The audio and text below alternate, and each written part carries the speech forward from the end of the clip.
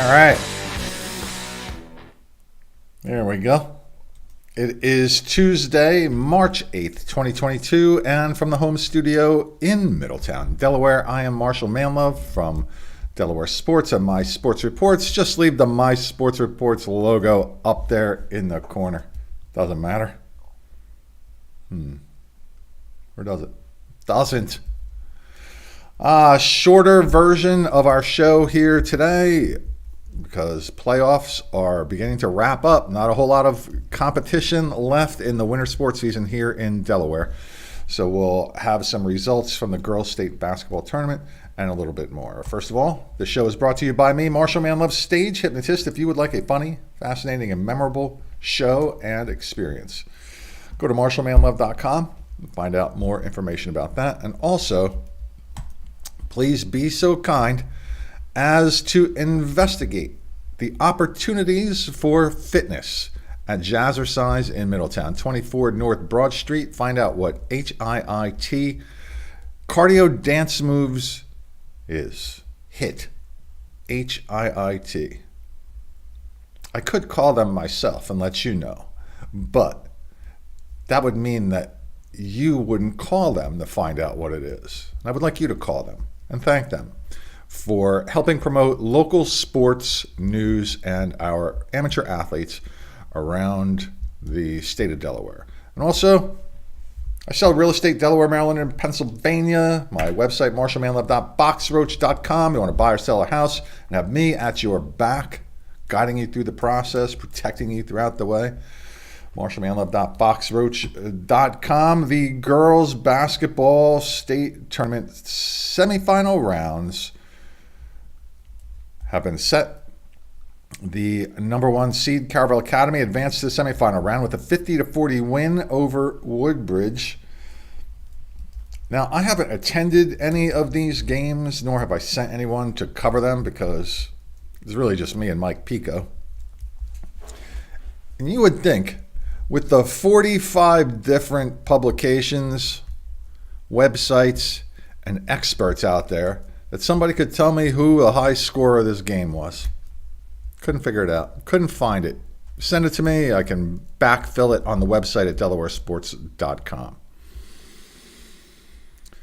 It was number 6, Ursuline, over number 3, the Charter School of Willington. Freshman Abigail Grillo scored a team-high 14 points to lead the Raiders past the force of Wilmington. Hannah Kelly and Ella Gordon added 12 points each for the Raiders, and Emma Brown led Charter with 18 points and closed her career, reaching the 1,000-point mark. There is Emma. She is number 3, and she will also get attention in the national broadcast of our show when I do our next Milestones edition. Anytime a Delaware athlete reaches a milestone that I find out about and can get the information, I put them in the national version too. The national version has the My Sports Reports logo up there. The local version, usually just the Delaware Sports version. But you know what? I have other stuff on my mind, man. Like, how am I going to pay for $7 a gallon gas? How am I going to do that? Especially since the grand total of advertising revenue that is poured into the show here is 6 cents. So congratulations to Emma Brown. It was number 2 Sanford over number 10 Cape and Lopin, 53-27.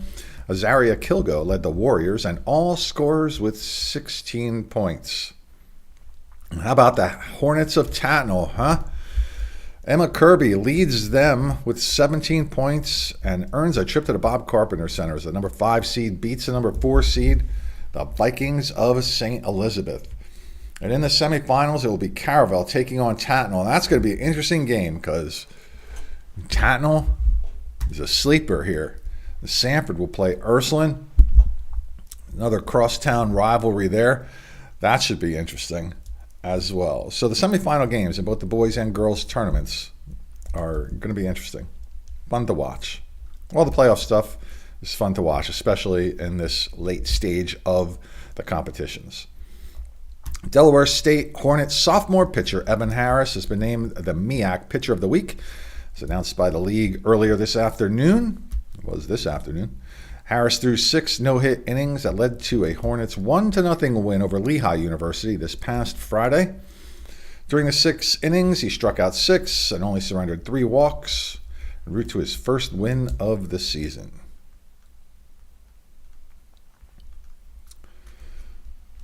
Some players nominated by their schools for Athletes of the Week. Seaford High basketball player Brent Ricketts helped the Blue Jays reach the state semifinals for the first time since 1997. He scored a total of 62 points in 3 state tournament games for the Blue Jays. Woodbridge High basketball player Peyton Keeler helped the Blue Raiders advance to the state quarterfinals. The junior guard scored 30 points, had 15 rebounds and 9 steals in a pair of victories for the Blue Raiders. We've mentioned Makia Applewhite a couple of times during the rebroadcast of the show during the basketball season. She's a big reason why the Vikings made it to the quarterfinals. In 2 games, she scored 35 points, had 13 rebounds, 14 steals, and 8 assists. That's a busy basketball player. And from the collegiate ranks, 5 different Wilmington Wildcats were named CACC Players of the Week. Quentin Ivey and Ryan Sandberg from the baseball team. Campbell Heller and Katie Vendigny from the women's lacrosse team. And Lexi Moore from the softball team. Let's try that again. Katie Vendigny. I don't know how she says it. I can't say that Italian pronunciation there. So please pardon me and accept my apologies for botching up your name. Hate when that happens. So if you have some interesting news items that you would like me to share with those who watch or listen to this particular program, send them to me at mysportsreports@gmail.com. What are we looking for? Athletes of the week, somebody who's reached a milestone. Those are the big things. Kind of like those kind of things. School record, anything like that. Happy to talk about it here on My Sports Reports and DelawareSports.com. Ladies and gentlemen, boys and girls, I am Marshal Manlove. Now,